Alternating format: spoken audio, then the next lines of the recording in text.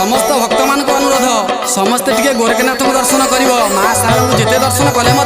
बाबा गोरख को दर्शन करवा निहाती दरकार आउ समस्त को दर्शन कले बाबा तांको आशीर्वाद देवे आमे टिके एई गोरखनाथ को कथा पंडा पुओ गायकी शुणेबू मन दे शुणिबो ठीक कथा।